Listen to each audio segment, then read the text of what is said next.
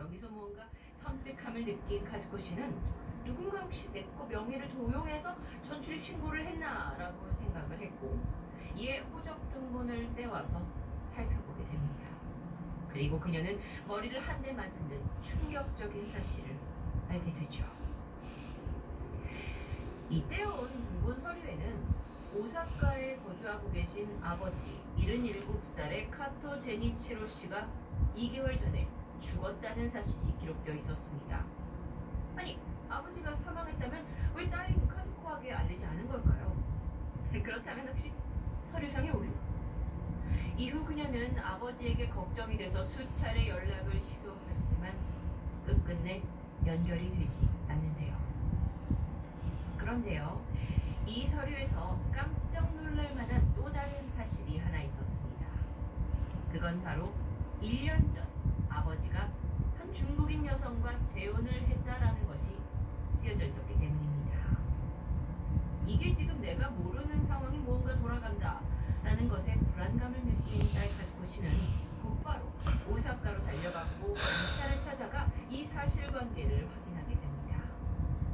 경찰 조사에 따르면 아버지 제니치로 씨는 중국인 여성과 재혼을 했고 이후 반년 후 사망 신고까지 완료된 것으로 나왔습니다. 그런데 이때 다행히 이 사건에 이때 전전긍긍하고 있던 카즈코 씨를 보면서 그 사건을 맡았던 형사도 뭔가 이상한 낌새가 있었다고 생각했던지라 곧바로 아버지 사망 당시의 부검 사진을 카즈코 씨에게 보여주었는데요. 그녀는 사진을 보고 자리에 주저앉아 버렸죠. 이렇게 큰 충격에 빠질 수밖에 없는 이유는 그 형사가 보여준 사진이 아버지가 아닌 전혀 모르는 사람이었기 때문입니다. 도대체 어떻게 된 걸까요? 그렇다면 이 모든 사건의 실마리를 풀어줄 또는 가장 의심할 만한 사람은 다름 아닌 아버지의 5개월 결혼한 중국인 아내 인리나겠죠. 그녀는 어떤 사람이었을까? 인리나는 중국 베이징에서 태어난 여성으로 42살에 일본에 들어오기 위해서 일본인 남성과 결혼을 했고 바로 이혼을 합니다. 그 후 그녀는 오사카에서 길거리 음식을 팔면서 생활을 하는데 사업이 꽤나 순조로웠다고 합니다. 하지만 그것만으로 만족할 수는 없었죠. 그래서 어떻게 하면 더 빠른 시간에 돈벼락을 맞을까 고민하던 차 그녀가 결국 선택한 것은 혼자 된 노인의 유산을 노리는 것이었습니다. 그렇게 호시탐탐 기회를 노리던 중 인리나의 타겟이 된 사람이 바로 단골 손님이었던 아버지 제니치로 씨였죠. 이후 그녀는 온갖 술수에 아버지를 유혹했고 결국 2001년 5월 두 사람은 결혼하게 됩니다. 그런데 결혼을 해보니까 인리나의 계획과 달리 제니치로 씨는 77살이라는 나이에 어울리지 않게 잔병 하나 없는 아주 건강한 그 자체였습니다. 이건 그녀의 계획에 없던 일인데요.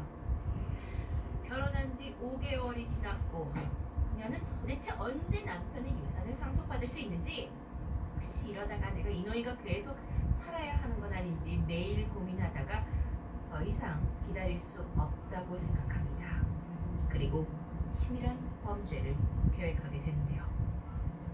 인리나는 11월부터 남편을 자연적인 병에 의해 사망한 것처럼 위장하기 위해서 방법을 찾았습니다. 그건 바로 노숙자들 사이에서 대역을 찾기 시작한 거죠. 그녀가 노숙자들이 있는 곳을 자주 방문하다 보니 그들 사이에서 그녀는 아주 친절하고 착하다고 소문이 자자했다고 합니다.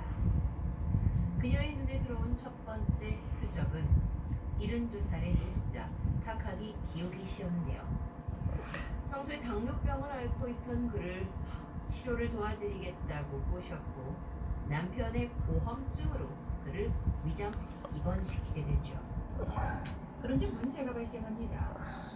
입원한 이 타카기 기요기 씨가 혈당이 정상화되면서 얼마 가지 않아 건강을 되찾은 겁니다. 그는 바로 퇴원하게 되죠. 그런데 이후 그는 자취를 감췄습니다. 계획이 실패했는데도 불구하고요. 인리나는 멈추지 않았습니다. 곧바로 그 다음 타겟을 노숙자들 사이에서 찾았죠. 바로 이 사람이었습니다. 68살의 콘도 아키라. 그도 똑같이 남편의 보험증으로 위장 입원을 시켰고요. 이번엔 아예 치료가 제대로 이루어지지도 않은 상태에서 퇴원을 강요합니다. 그리고서는 아주 친절하게 콘도 씨에게 말했죠. 요양할 수 있는 좋은 공간을 따로 마련했다고요. 그리고는 이시카와현에 있는 단독주택으로 데리고 들어갑니다. 이후 인리나는 그를 헛간에 가뒀고 며칠 동안이나 감금하면서 그에게 가장 중요한 당뇨병 약 인슐린을 주지 않았습니다. 그 결과 콘도 씨는 머지않아 2002년 2월 인리나의 계획대로 사망하게 되는데요. 이후 그녀는 시신을 안방으로 옮겨와서 깨끗한 옷을 입히고 잘 눕히고는 만족합니다. 이후 경찰과 의사에게 연락을 해서 남편이 지난밤 병으로 사망했다며 울고 신고를 하죠. 그 누구도 의심하지 않았고 검사 결과 또한 병사로 처리됩니다. 물론 이때 사망 처리가 된 건 콘도 씨가 아닌 남편 제니치로 씨였죠. 서류상으로요.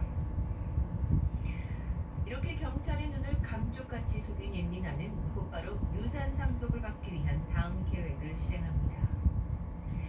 원래 제니치로 씨에게 3명의 딸이 있었습니다. 그리고 인리나는 그 딸의 대역들을 준비하게 되죠. 대역과 위조를 한 인감을 사용해서 법무국의 직원까지 속이게 되었는데요. 이 직원이 의심하지 않도록 상속을 받기 전에 딸 카즈코 씨를 오사카로 전입신고를 하고 다시 카즈코 씨가 발견되지 않게 동북으로 돌려놓고 이런 과정들을 거치게 되는데 이때 카즈코 씨의 대역, 그러니까 딸의 대역이 오사카의 토지를 인리나에게, 새엄마인 인리나에게 양도한다라는 하는 서류를 다 꾸민 겁니다.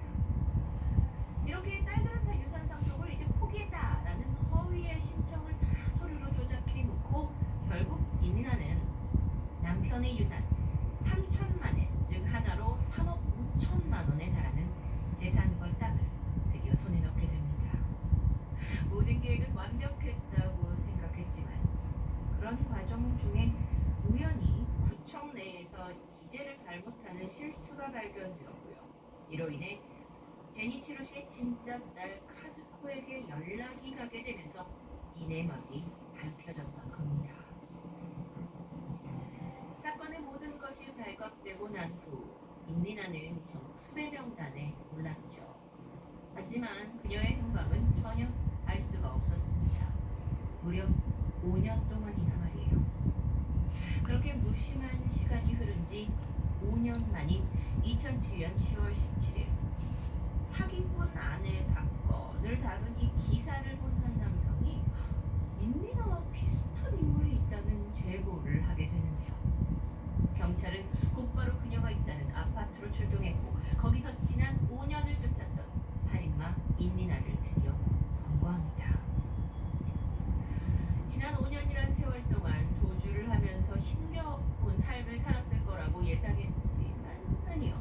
그녀는 이름만 에리로 바꾼 채 얼굴을 숨기거나 성형을 하지도 않았습니다. 오히려 포장마차를 운영하면서 아주 잘 살고 있었죠. 심지어는 함께 살고 있던 동거남도 있었습니다. 어쨌든 체포된 인리나는 자신은 콘도 씨를 일부러 죽게 한 것이 아니다. 그는 병사였다라고 범죄를 강력하게 부인합니다.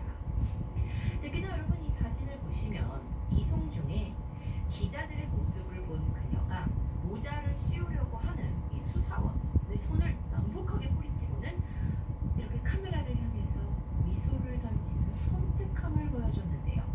잘 이해하셔야 됩니다. 그러니까 모자를 덮지 못해서 웃은 것이 아니라 모자를 덮으려는 손을 뿌리치고 이렇게 웃고 있는 겁니다. 그녀는 뭔가 이 기자들의 이 플래시를 즐기고 있는 걸까요? 체포가 된 이후 그녀를 쭉 지켜보던 수사관분은 일리나가 언론에 자신이 노출될 때 화장을 지은 모습은 보이고 싶어하지 않는 것 같다라고 전해서 또 한 번 일본에서 큰 화제가 되죠. 재판으로 넘겨진 그녀는 죗값을 제대로 받을 수 있었을까요? 이게 아주 중요한 부분입니다. 오사카 지방법원은 첫 번째 노숙자였던 다카기 씨 기억하시죠? 그분이 사실 병원에 입원을 하시고 퇴원을 하셨지만 이후 실종돼 버렸어요. 그런데 이 실종에 대해서 이걸 인리나가 살해했을 가능성이 물론 높지만 접점이 희박하고 증거가 거의 없다라는 이유로 무죄 판결을 내리게 됩니다.